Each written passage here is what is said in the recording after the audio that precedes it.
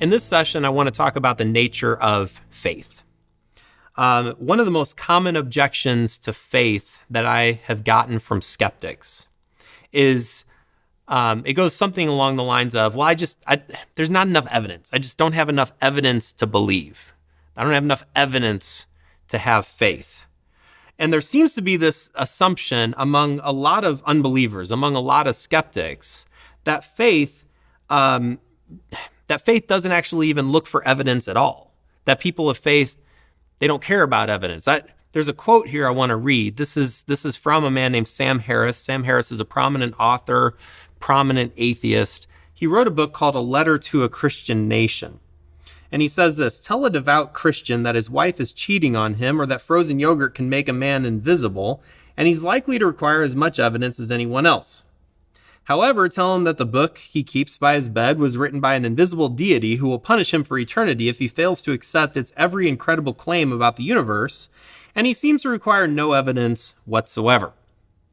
Now, I've got a lot of issues with that quote, but one of my biggest issues is the assertion that Christians have faith despite not having any evidence, that there are no reasons, there's no evidence to support faith. There's this fundamental misunderstanding about what faith is that's reflected in this quote.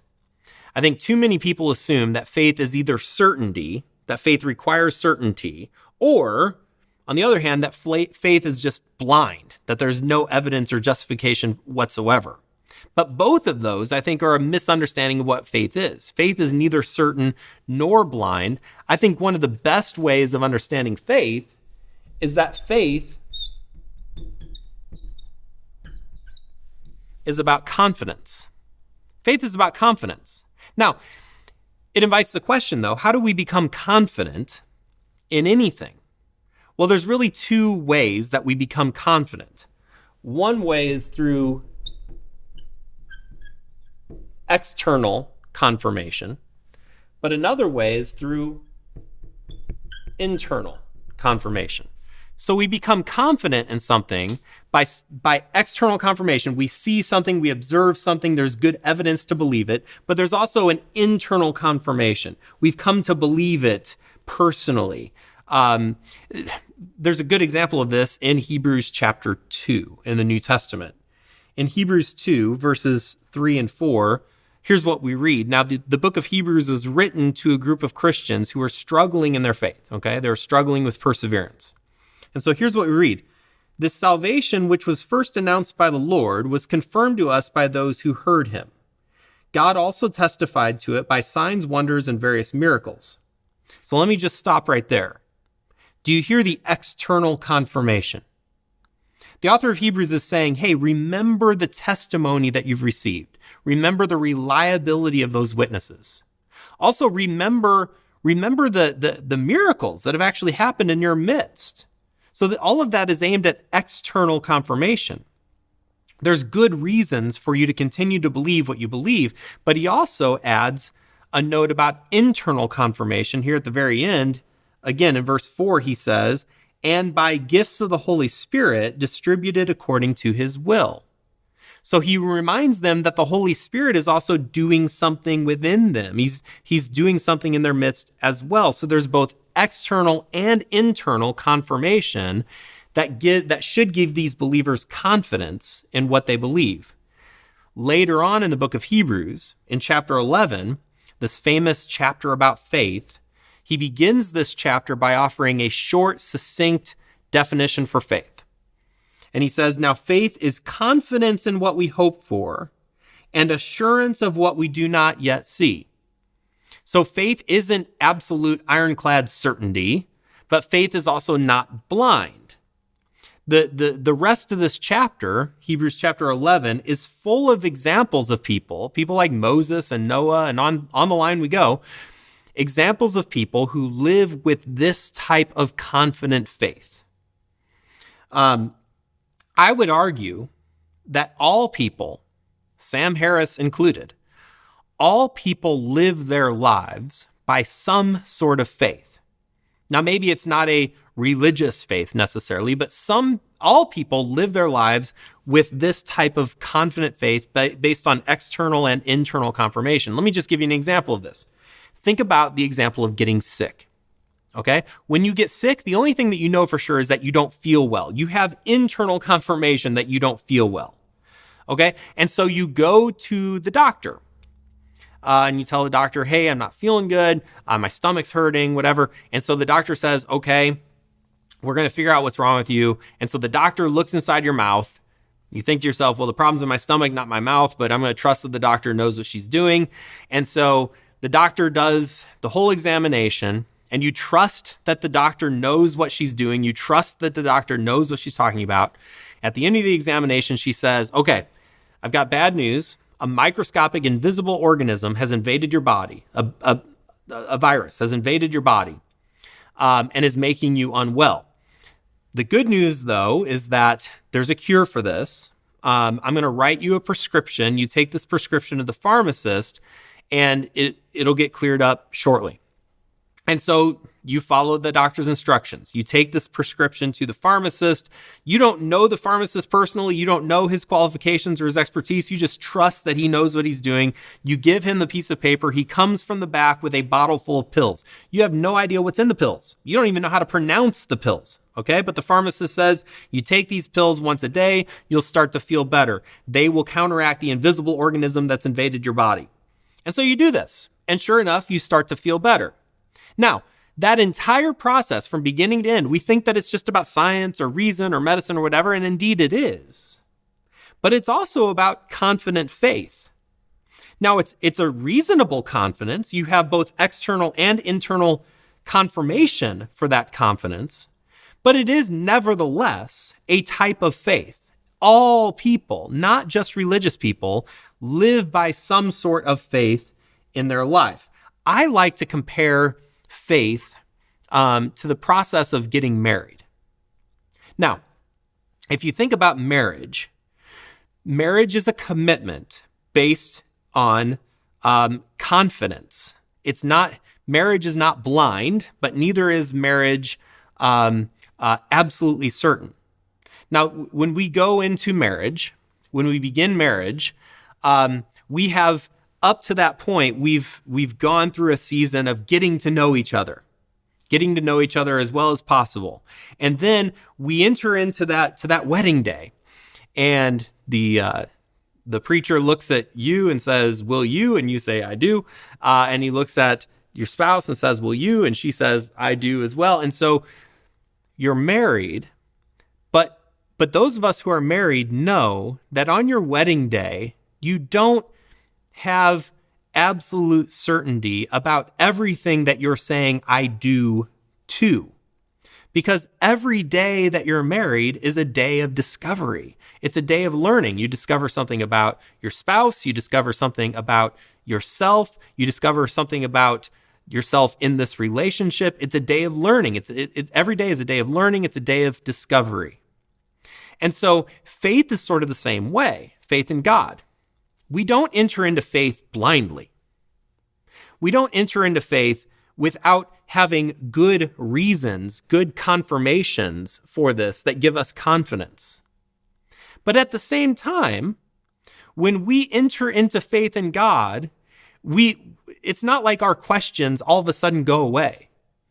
It's not as if everything is resolved and everything is taken care of and we never have to worry about any sort of questions. No, that's not what faith is. When I enter into faith with God, I enter into a journey, a lifetime journey of discovery, where every day hopefully I learn something new about God. I learn something new about myself. Every day, I might be given new questions that I never even considered on that day when I started following Jesus. But now I have this new question that I'm exploring, that I'm seeking out. That's what a life of faith really is. I still have confidence in God.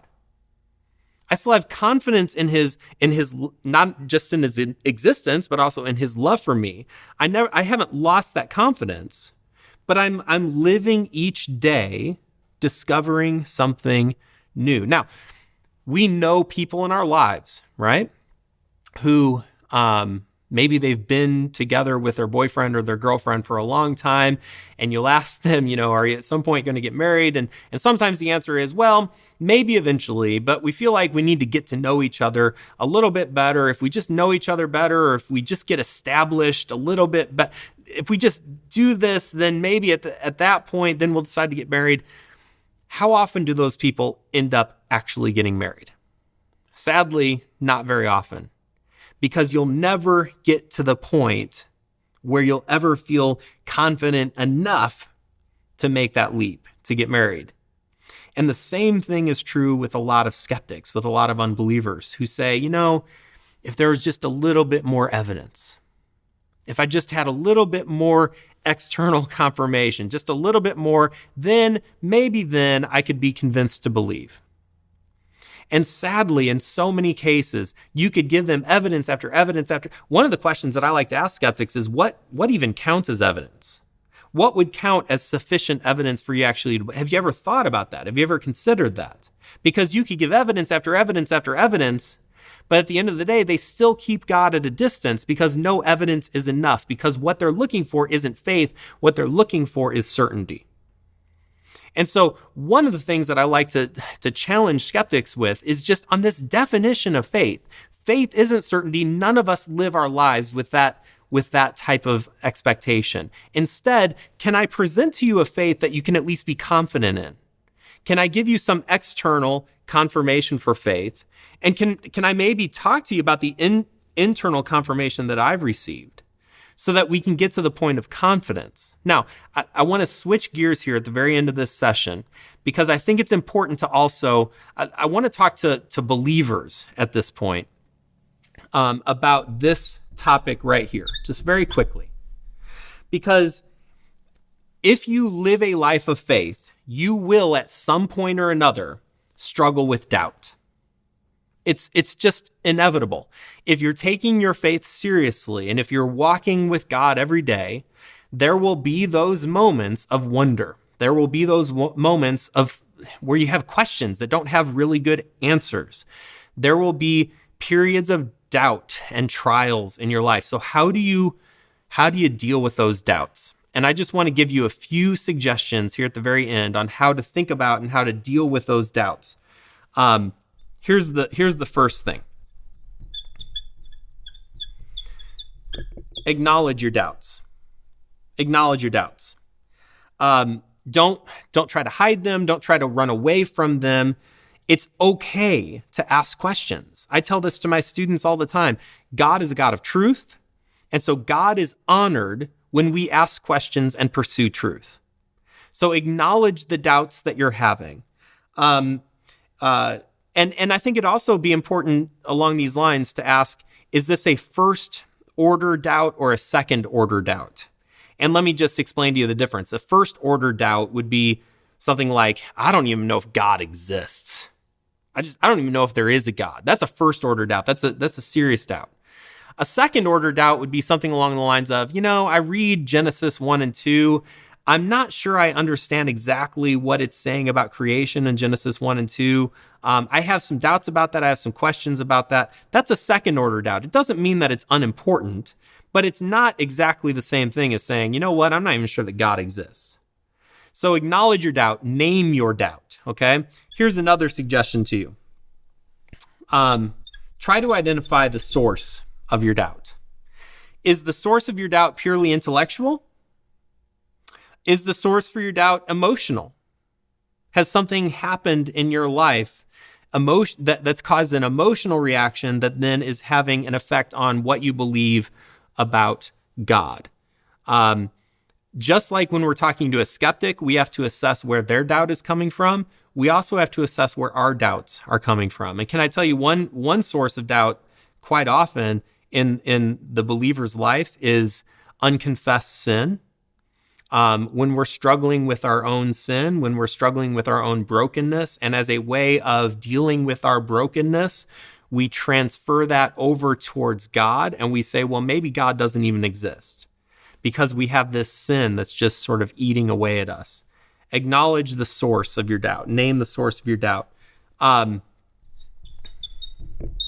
Honestly seek answers. Do not use your doubt as a justification for walking away from God. Again, go back to this marriage illustration. If you're married, you don't use a bad day or a fight with your spouse as some sort of justification to say, you know what? I just give up. There's no good reason to stay in this relationship any longer. No, a bad day or a bad fight is an opportunity for you to fix that relationship, to heal that relationship, maybe to humble yourself and bring that relationship back to health. The same is true about asking questions or having doubts about God. Acknowledge those doubts, don't run away from them, but also don't use them as some sort of cheap justification for just walking away from God. No, if you have a question, honestly seek out wisdom and seek out answers to that question. And then lastly, I would say be careful about the weaker brother when expressing your doubts. Some people are better equipped to handle doubts than others. And so when you are struggling with doubt in your faith, I would just give you a bit of caution to exercise wisdom about how you express that doubt and who you express that doubt to. Because if you express that doubt in the wrong way and to the wrong person, it could have a devastating impact on that person. And so I've got to be sensitive to how I express those doubts and who I express those doubts to. So acknowledge your doubts, acknowledge the source of your doubts, seek out wisdom, seek out answers for those doubts, and be cautious and wise about your weaker brother when it comes to expressing those doubts.